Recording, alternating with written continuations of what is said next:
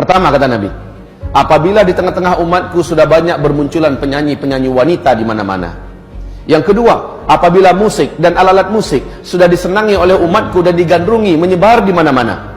Dan yang ketiga, apabila minuman khamar, barang-barang memabukkan sudah mudah didapatkan di mana-mana. Tiga-tiga ini sudah apa belum? Maka pertanda ini sudah Rasul gambarkan kepada kita. Kaum muslimin yang kami muliakan, Rasulullah SAW menyebutkan apabila terjadi hantaman meteor seperti pernyataan Abdullah bin Abbas, maka berikutnya yang terjadi adalah dukhan. Dalam sanad yang jayyid, Ibnu Jarir meriwayatkan sebuah hadis di mana Ibnu Mulaikah berkata, guruku Abdullah bin Abbas berkata, malam tadi kami nggak bisa tidur karena kami menyaksikan meteor melintas di atas bumi kita. Saya khawatir jangan-jangan besoklah terjadinya dukhan.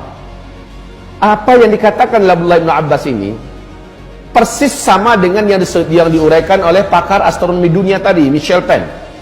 Meteor ini ketika dia menghantam atmosfer bumi kita, kalau garis diameternya 2 km saja, kekuatan ledakan meteor ini sama dengan 1 juta kali lipat bom nuklir yang pernah meledak di Nagasaki dan Hiroshima. Dampak yang terjadi berikutnya adalah meteor ini akan terbakar, bagian kulitnya akan mengeluarkan asap yang sangat tebal dan itu panas beracun. Kemudian bagian kulit ini lepas dari intinya dan dia membentuk meteor-meteor kecil yang akan menghunjam bukit-bukit kita, gunung-gunung kita, kota-kota kita akan menjadi hujan meteor. Sementara yang intinya mengandung sidrid. Sidrid ini adalah kandungan dari zat besi. Pergesekan yang sangat ekstrim menembus lapisan atmosfer kita menyebabkan timbulnya medan magnet yang teramat sangat kuat. Dampaknya yang langsung terasa oleh manusia di bumi adalah semua besi dan logam yang ada di muka bumi akan langsung terinduksi. Maka mobil kita yang mesinnya dari besi tidak bisa lagi di starter, Pak, nggak bisa lagi jalan. Pesawat juga tidak bisa bergerak, kapal-kapal, dan itu bukan untuk sementara waktu tapi permanen. Inilah digambarkan oleh Nabi SAW setelah kalian nanti dipimpin oleh Al-Mahdi. Al-Mahdi itu kemunculannya adalah setelah meteor jatuh. Setelah meteor jatuh terjadi dukhan, Al-Mahdi akan muncul. Al-Mahdi inilah yang akan memimpin umat Islam di sini. Nah, kaum muslimin yang kami muliakan, Rasul bersabda, saat Al-Mahdi nanti muncul, kalian sudah kembali seperti zaman sekarang. Tidak ada teknologi. Kalian akan berperang bersama Al-Mahdi menggunakan pedang, menggunakan tombak, menggunakan panah, dan zaman-zaman itu adalah zaman jihad, kata Rasulullah. Zaman-zaman itu adalah zaman perang, di mana banyak para syuhada yang akan diambil oleh Allah ke langit. Banyak para lelaki yang bertumbangan sementara mereka adalah lelaki-lelaki terbaik di akhir zaman, atau lelaki pecundang yang lari sementara kematian tidak akan pernah bisa dielakkannya. Kaum muslimin yang kami muliakan, zaman di mana kita hidup sekarang, kita akan dihadapkan kepada fenomena yang sangat berat ini.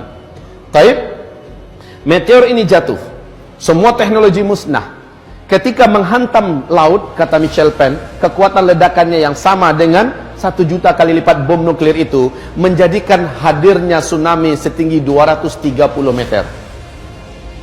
Bila jatuhnya ke kutub utara atau kutub selatan, kutub itu akan meleleh.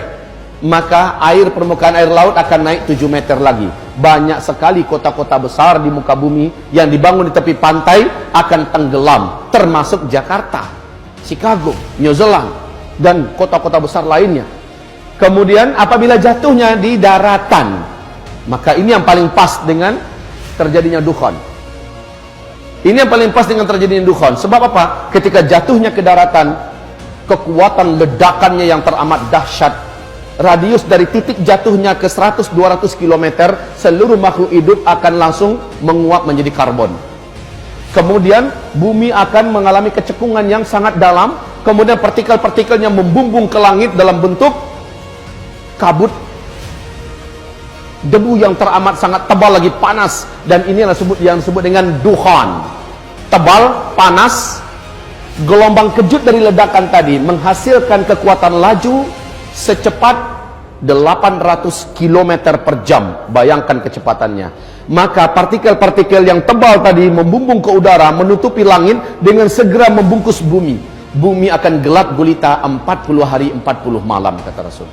Bumi akan gelap gulita 40 hari 40 malam. Hamba-hamba Allah yang saya muliakan, Bagaimana 40 hari 40 tanpa cahaya? Sahabat-sahabat bertanya kepada Rasulullah, "Ya Rasulullah, bagaimana cara kami menentukan waktu salat?"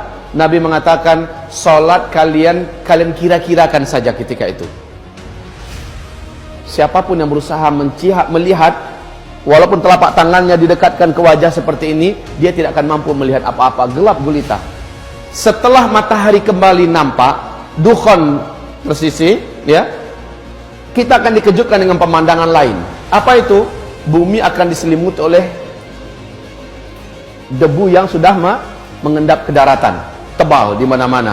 Bangkai-bangkai berserakan, bangkai-bangkai burung, bangkai kucing, bangkai anjing, binatang, dan banyak tanam-tanaman yang juga mati. Bayangkan 40 hari 40 malam nggak ada cahaya matahari, dan itu panas, Pak.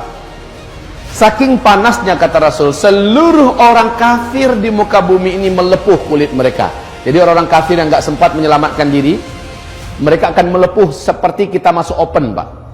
Orang Islam yang banyak buat dosa sebelum itu terjadi, amalnya sedikit, imannya tipis, sama tersiksanya dengan orang kafir.